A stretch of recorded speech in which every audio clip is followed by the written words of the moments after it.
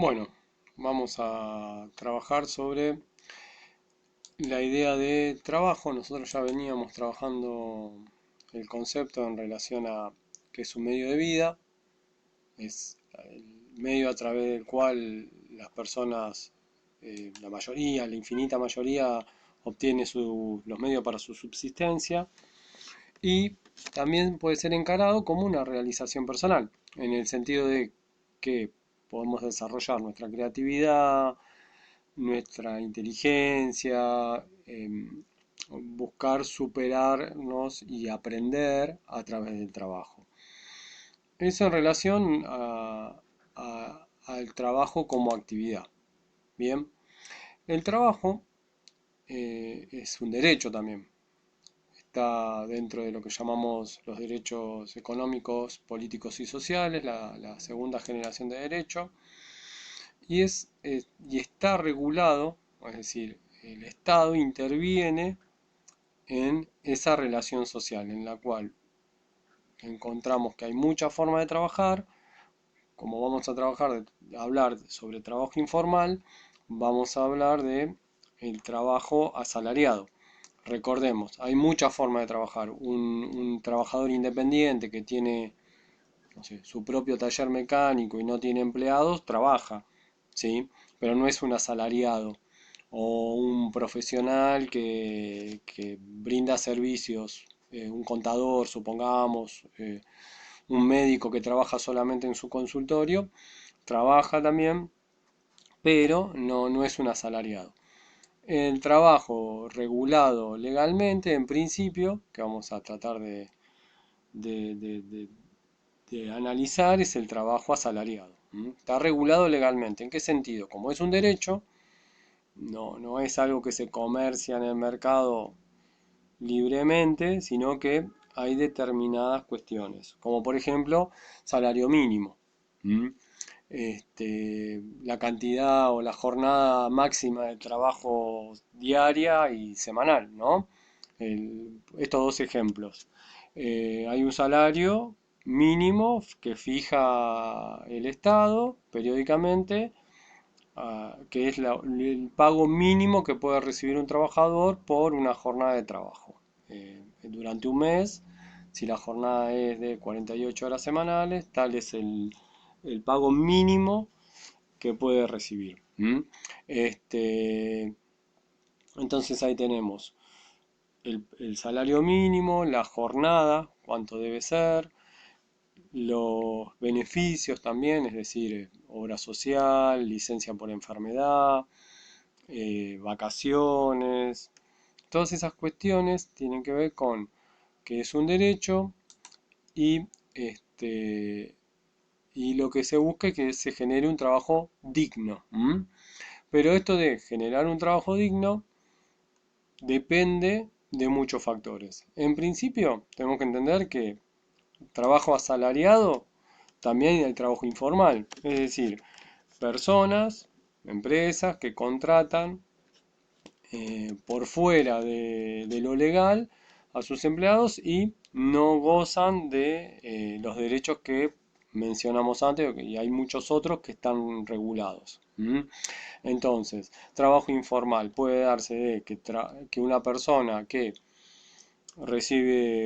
hace un trabajo, pero no está declarado, no se le hacen aportes eh, por la jubilación, por la obra social, no tiene vacaciones, no tiene una jornada fija de trabajo, entonces no está dentro de eso que llamamos la regulación laboral establecida legalmente. Esto depende también del contexto económico, porque sabemos que el trabajo, las posibilidades de trabajar van a depender de el estado de la economía. ¿En qué sentido? Si hay una crisis económica donde los negocios cierran, no hay consumo, bueno, va a ser difícil conseguir trabajo, ¿sí? Para muchos. Otros puede ser que no, pero el cierre de empresas, de comercios, en un contexto de crisis económica, genera que haya menos demanda laboral y habiendo menos demanda laboral, bueno, y la necesidad de trabajar se mantiene porque es un medio de vida, bueno, hay más opciones de terminar trabajando de una manera informal, porque es el trabajo que podemos conseguir. ¿M? Y es por esto que el Estado debe intervenir para promover el trabajo digno. ¿M? Desde más allá de, perdón, generar legislación, también debe buscar que el crecimiento de la economía, la estabilidad económica para que haya más empleadores que estén dispuestos a contratar gente, ¿sí? Promover determinadas actividades que generen demanda laboral. Bien, es un tema complejo, pero nos sirve como un ejemplo todo esto, ¿sí? Bien, porque, como decíamos recién, porque el trabajo es fundamental para el desarrollo, no solo de la persona o de cada uno de nosotros, sino para el conjunto de la sociedad. La sociedad crece, ¿sí? Y se va desarrollando gracias al trabajo de las personas. En ese sentido es que el Estado debe promover el trabajo digno, el empleo digno. ¿M? Pero hay ahí un problema, ¿no? Porque si nosotros pensamos en una visión individualista empresarial, ¿no? El trabajo es un costo. ¿M? ¿Qué significa un costo? Que, que yo del ingreso que tengo con mi empresa o con mi negocio, tengo que destinar de ese ingreso una parte a pagar salario.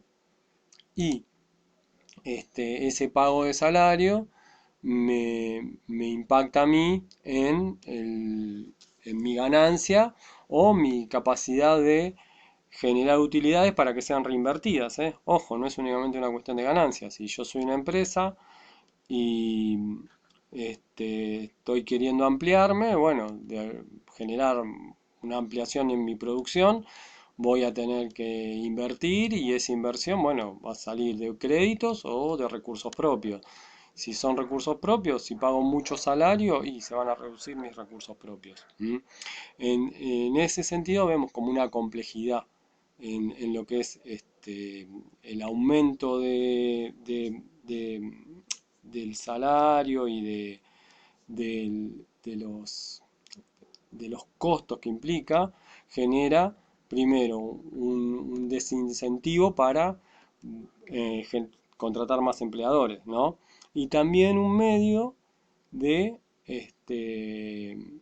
de competencia, ¿sí? Porque si mi empresa es más productiva y genera menos trabajo, o sea, menos salarios como costo, puedo vender más barato mi producto y puede ser que, como vendo más barato, me compre más. Y entonces a la competencia que tiene más trabajadores y paga más caro, bueno, se ve obligado a vender más caro que yo. ¿Mm? Por eso hablamos de un tema complejo, ¿sí? Pero en principio el trabajo informal se tiene que entender como el trabajo que no está dentro de lo que es el marco legal y que está relacionado con las crisis económicas, con el contexto económico. Para complejizar un poco más esto del tema del trabajo, tenemos que pensar, por ejemplo, en el aumento de la productividad gracias a la tecnología. Cuanto más productivo es el trabajo, más genera, más producto genera y por ende se necesita menos de él, ¿sí? Si compramos una máquina que produce con un solo trabajador un montón de bienes, ¿sí? No voy a necesitar quizás contratar muchos trabajadores. Eso por un lado. Luego tenemos el tema de las crisis económicas que desincentivan, ¿sí? Porque cuando hay una crisis económica hay menos demanda y al haber menos demanda, bueno, por ende menos consumo, hay menos producción, entonces se genera como un círculo vicioso, ¿sí? Donde a menor demanda, menos producción, menos trabajo, y si la gente no tiene trabajo, menos consume. Y también tenemos algo muy específico y muy notorio, que es que habiendo crisis, muchas veces hay sectores de la sociedad que no se ven impactados por esas crisis, que pueden vivir muy bien y no los afecta que haya una crisis económica. Esto en relación a la complejidad del mundo del trabajo. Ya vimos que como medio de vida, como realización personal, que hay distintos tipos de trabajo, que hablamos de informal o formal en función de si está en el marco de la ley o por fuera de ella. Y ahora agregamos, bueno, un poquito más el tema de por qué puede ser que haya trabajo informal.